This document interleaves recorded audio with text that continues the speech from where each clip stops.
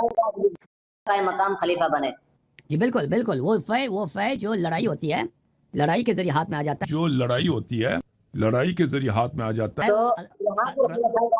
تو باغ فدق کے حوالے سے ہماری یہ پہلی ویڈیو ہے۔ اس ویڈیو میں آپ کے سامنے باغ فدق کا پس منظر، یہ شرن، اس کی حیثیت کیا ہے اور اس کا پس منظر کیا ہے، یہ کیا مال تھا جس کے بارے میں سنی شیعہ کے بارے میں اتنا اختلاف پایا جاتا ہے۔ اس دور میں جو شیعوں کا بہت بڑا اپنے آپ کو بہت بڑا شیعوں کا عالم سمجھتا ہے، اور اس کے نزدیک اس کے پیرل کا، اس کے پلے کا نہ کوئی شیعہ ہے نہ سنی، یعنی حسن اللہ یاری، وہ ایسا جاہل انسان ہے کہ اس کو فے کی تعریف نہیں آتی۔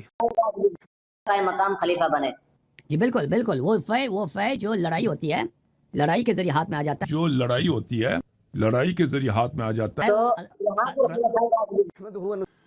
فے کیا ہوتی ہے؟ قرآن پاک میں سورہ حشر میں واضح طور پر فے کی تعریف لکھی ہے۔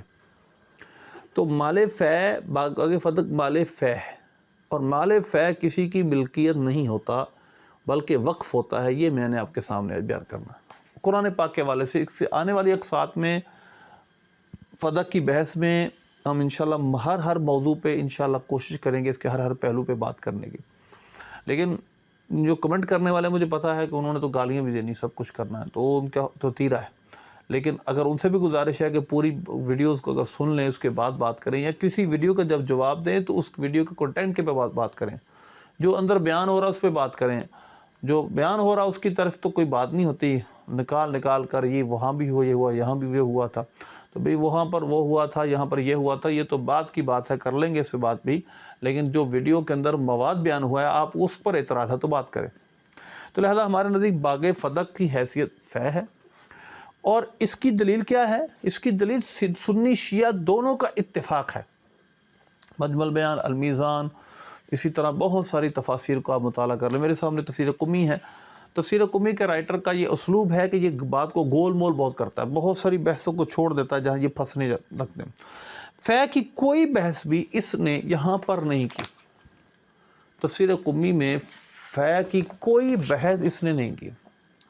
جو بحث ہے وہ فقط یہ ہے کہ جو سورہ حشر کے اندر آیتیں آئی ہیں اس کا تھوڑا سا پس منظر اس نے بیان کر دیا ہے، اور لیکن اس سے فدق کا لفظ یہاں بھی لکھا گیا ہے۔ وَوَقَعَ قَوْمٌ مِّنْهُمْ إِلَىٰ فَدَقَ وَوَادِ الْقُرَىٰ، تو ایک قوم جو تھی وہ فدق کی طرف چلے گئی، اور قرا یعنی اور جو شہروں کی وادیاں تھیں وہاں پہ چلے گئی، یعنی صحابہ کی ایک جماعت اس طرف چلے گئی۔ اور اس کا آغاز کہاں سے ہوتا ہے دیکھیے گا، سورہ حشر کا سبب النزول ذالک انہ کان بالمدینۃ ثلاثۃ ابطر من الجہود، کہ یہود کے 3 قبیلے مدینے میں رہتے تھے، ایک بنو نضیر، بنو قریظہ اور قینقاع۔ ان کے درمیان ایک معاہدہ تھا، انہوں نے معاہدہ توڑ دیا تھا۔ اب یہ پوری جنگ ہوئی ان کے خلاف، اور جو چیزیں صلح کے بغیر فتح ہوئی تھی ان میں ایک فدق تھا۔ اب اللہ نے فدق کی تعریف، جو مال فے کی تعریف بھی خود کی، اور فدق اس مال فے کی تعریف میں شامل تھا۔ یہ میں آپ کو پہلے عرض کر چکا ہوں کہ اس کی شرعی حیثیت سب کے نزدیک یہ فے ہے، اور فے کے متعلق جو بحث ہے وہ میں آپ کے سامنے قرآن کے حوالے سے بیان کروں گا۔ یہ دیکھیے گا سورہ حشر کی آیت نمبر آپ 6 دیکھیں، اللہ فرماتا ہے وَمَا أَفَاءَ اللَّهُ عَلَى رَسُولِهِ مِنْهُمْ فَمَا أَوْجَفْتُمْ عَلَيْهِ مِنْ خَيْرٍ وَلَا رِكَابٍ وَلَكِنَّ اللَّهَ يُسَلِّطُ رُسُلَهُ عَلَى مَن يَشَاءُ وَاللَّهُ عَلَى كُلِّ شَيْءٍ قَدِيرٌ۔ اور جو غنیمت دلائی اللہ نے اپنے رسول کو ان سے، یعنی یہودیوں سے، منہم ان سے، فما اوجفتم علیہ من خیل ولا رکاب، تو تم نے ان پر نہ اپنے گھوڑے دوڑائے تھے نہ اونٹ۔ اب یہاں ولیکن اللہ یسلط رسلہ علی من یشاء، بلکہ اللہ جس پر چاہتا ہے اپنے رسولوں کو مسلط کر دیتا ہے۔ اس کا پس منظر آیت کا یہ ہے کہ جب یہ غنیمتیں حاصل ہو گئیں تو اب اس کے بارے میں نبی پاک صلی اللہ علیہ وسلم نے جو فیصلہ فرما دیا وہ عام مال غنیمت کے بارے میں نہ تھا۔ جو اس غنیمت کا فیصلہ تھا وہ عام مال غنیمت کے بارے میں نہ تھا، اور اسی وجہ سے اس میں نبی پاک صلی اللہ علیہ وسلم کو اختیار تھا، جس کو چاہے حصہ دیں، جس کو چاہے حصہ نہ دیں، دیکھیں کون محتاج اس کو حصہ دے دیں۔ مثلا اسی جگہ دیکھیں تفسیر قمی میں ہی کہ آپ صلی اللہ علیہ وسلم نے مہاجرین کو حصے دیے، انصار کو اس میں سے حصے نہیں دیے، اور انصار کو میں سے 2 شخصوں کو آپ نے صرف اس میں سے حصہ دیا، انہوں نے اپنی حاجت کا ذکر کیا۔ تو یہ باغ فدق کا وہ پیمانہ نہیں ہے جو مال غنیمت عام مال غنیمتوں کا ہوتا ہے، جو لڑائی کے ذریعے مال حاصل کیا جاتا ہے۔ تو لہذا یہاں مسلمانوں کو کہا جاتا فما اوجفتم علیہ من خیل ولا رکاب، تم نے ان پر نہ اپنے گھوڑے دوڑائے نہ اونٹ۔ اب لہذا اس وجہ سے مسلمانوں کا جو مجاہدین ہیں ان کی ملکیت اس میں سے کچھ نہیں آئے گا، جس طرح مال غنیمت میں سے ان کا حصہ ہوتا ہے اور وہ ان کی ملکیت میں آ جاتا ہے، مال فے میں سے ان کا حصہ یہ نہیں ہوگا۔ وما، اب اللہ اس کے مسارے بیان کرتا ہے، ما افاء اللہ علی رسولہ من اہل القرى فللہ ولرسولہ ولذی القربى والیتامى والمساکین وابن السبیل کی لا یکون دولۃ بین الاغنیاء منکم، کہ اللہ جو غنیمت دلائی اللہ نے اپنے رسولوں کو شہر والوں سے، یعنی جو قریظہ بنو نذیر وغیرہ تھے، تو اللہ اس کے رسول کی ہے اور رشتہ داروں اور یتیموں اور مسکینوں اور مسافروں کے لیے۔ اب ذرا غور کیجئے گا، میں پہلے متعین کر چکا ہوں، یہ سنی شیعہ کتابوں میں واضح طور پر ہے کہ یہ باغ فدق فے ہے، اور فے کے مصارف اللہ نے خود بیان کیے۔ اللہ، اس کا رسول، ذوی القربہ یعنی بنو ہاشم اور نبی پاک صلی اللہ علیہ وسلم کے اہل قرابت اور یتیم اور مسکین اور ابن سبیل، تو یہ مال سارا ان لوگوں میں بانٹا جائے گا، وقف ہوگا ان پر۔ ان کی ملکیت اور وقف میں فرق ہوتا ہے۔ مثلا مسجد وقف ہوتی ہے، اس میں کوئی شخص بھی آ کر یہ نہیں کہہ سکتا یہ میرا حصہ ہے، اس میں میں کسی اور کو نماز پڑھنے نہیں دوں گا، بلکہ یہ ہوتا ہے وہ جہاں چاہے نماز پڑھ سکتا ہے، اس کو کوئی روک نہیں سکتا، کیونکہ اس کا بھی حق ہے۔ تو میں نے سمجھانے کے لیے ایک مثال دیا۔ تو اسی طرح باغ فدق ان پر وقف ہوگا اور انہی پر خرچ ہوگا، ذاتی ملکیت، شخصی ملکیت کسی کی نہیں ہوگی، یہ قرآن فرما رہا ہے۔ کیوں؟ علت کیا ہے؟ اب یہ علت سمجھنا بہت ضروری ہے، جو میرا موقف کو، ہمارے اہل سنت کا موقف اس کے لیے، کئی لا یکون دولۃ بین الاغنیاء منکم، کہ کہیں تمہارے غنیوں کا مال نہ ہو جائے، کہیں ایسا نہ ہو کہ دولت غنیوں میں ہی، امیروں میں ہی دوڑتی نہ رہے۔ تو لہذا امیروں اور غریبوں میں دولت کا بیلنس ہو، اس وجہ سے اللہ نے فے کا یہ حکم بیان کیا۔ تو اگر یہ 70,000 بقول شیعہ 70,000 درہم یا دینار کی ملکیت باغ فدق حضرت سیدہ رضی اللہ تعالی عنہا کو حضور نے دے دیا تھا، تو کئی لا یکون دولۃ بین الاغنیاء منکم، جو اللہ فرما رہا ہے کہ دولت تمہارے امیروں میں نہ گھومے۔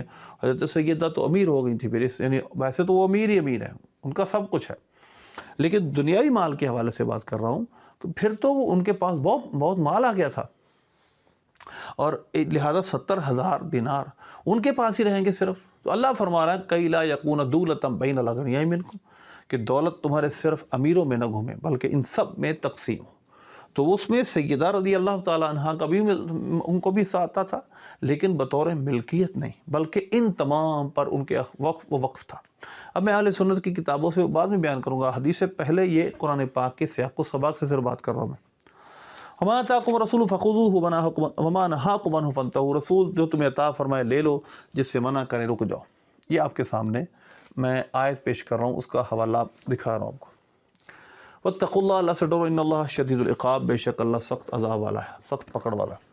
اب اللہ نے مزید اس کے سارے بیان کیے، للفقراء المہاجرین الذین اخرجوا من دیارہم، پہلے وہ فقراء مہاجرین جو اپنے گھروں سے نکالے گئے اور اپنے مالوں سے نکالے گئے، وہ اللہ رسول اللہ کا فضل تلاش کرتے تھے، اس کی رضا تلاش کرتے تھے، وَيَنْصُرُونَ اللَّهَ وَرَسُولَهُ، وہ اللہ رسول کی مدد کرتے تھے، دین کی مدد کرتے تھے، اولئک هم الصادقون، یہ سچے لوگ ہیں۔ ان پر خرچ کرنا، وَالَّذِينَ تَبَوُّا الدَّارَ وَالْإِيمَانَ، یہ ہم انصار آگے، ان پر خرچ کرنا ہے۔ اور یعنی یہ اس کے مصارف ہیں جو سورہ حشر میں بیان کیے گئے۔ تو لہذا مال فے کا لغوی معنی ہوتا ہے رجوع، لہذا یہاں پر جو اصطلاحی معنی ہے وہ یہ ہے فما اوجفتم علیہ من خیل ولا رکاب ولکن اللہ یسلط رسلہ علی من یشاء، کہ اے مسلمانوں جس پر نہ تم نے گھوڑے دوڑائے ہیں نہ تم نے اونٹ دوڑائے ہیں، بلکہ اللہ اپنے رسولوں کو مسلط کر دیتا ہے جس پر چاہے۔ تو لہذا یہ فے کی جو ڈیفینیشن ہے، اور اس کے بعد پھر اس کے مصارف، وما افاء اللہ علی رسولہ من اہل القرى فللہ ولرسولہ ولذی القربى والیتامى والمساکین۔ تو اب للہ کا مطلب کیا ہے؟ اللہ کی کون سی ملکیت ہے؟ اب وہ جو مال اللہ کی ملکیت میں جائے گا، کیا وہ اسی طرح ہوگا نا جس طرح یہ کہہ رہے ہیں کہ ان کی خاص ملکیت، تو اللہ کی ملکیت کو خاص ہو جائے گا، وہ کسی اور پر خرچ نہیں ہوگا، اور رسول کی ملکیت پھر الگ ہے؟ نہیں، یہاں سے اللہ رسول کی ملکیت کا مطلب وقف ہے، کہ وہ مال وقف ہو جائے گا دین کے لیے، جہاد کے لیے، عام مسلمانوں کی اصلاح کے لیے، اور نبی پاک صلی اللہ علیہ وسلم کے قرابت داروں کے لیے، اور ان کو وہ مال دے دیا جائے گا، لیکن بطور ملکیت نہیں کہ وہ جائیدادیں ان کو دے دی، نہیں، اس کے منافع جو آئیں گے، اس کی جو کاشتکاری میں سے بعد میں جو نفع حاصل ہوں گے اس کو تقسیم کر دیا جائے گا سب پر، ازواج مطہرات پر بھی اور اولاد پاک پر بھی، اور غریبوں مسکینوں جو بچے گا پھر وہ جہاد کے لیے بھی، اس کی جہاد کی تیاری کے لیے بھی خرچ ہوتا تھا۔ تو لہذا اس لیے یہاں پر سب سے اہم بات یہ ہے کہ باغ فدق فے ہے، اور فے کا حکم قرآن نے خود بیان کیا ہے کہ فے کو ان مصارف پر کیوں تقسیم کیا، کَإِ لَا يَكُونَ دُولَةً بَيْنَ الْأَغْنِيَاءِ مِنْكُمْ، کہیں ایسا نہ ہو کہ دولت تمہارے صرف امیروں میں گھومے، غریبوں کو تک بھی سجائے، مسکینوں تک بھی سجائے۔ تو اگر یہ فدق کسی کی ذاتی ملکیت میں دے دیا جاتا، شخصی ملکیت، پرسنل اونرشپ کسی کو حاصل ہو جاتی، جس طرح شیعہ کلیم کرتے ہیں کہ حضرت سیدہ رضی اللہ تعالیٰ عنہ کو نبی پاک صلی اللہ علیہ وسلم نے عطا کر دیا تھا، تو پھر یہ قرآن کی علت کہ دولت تمہارے صرف امیروں میں نہ گھومے، یعنی دولت کی گردش ہو، وہ گھومیں، غریبوں میں بھی آئے، بڑھتی رہے، تو لہذا یہ علت ختم ہو جاتی ہے۔ اللہ ہمیں ماننے کی توفیق عطا فرمائے۔ یہ صرف پہلا حصہ تھا، یاد رکھیے گا میں نے کہا یہ حصے کی پہلی ویڈیو ہے، اس پر ہم مزید کلام در کلام کافی ساری ویڈیوز میں کریں گے۔ اللہ سے دعا ہے اللہ ملک کی توفیق۔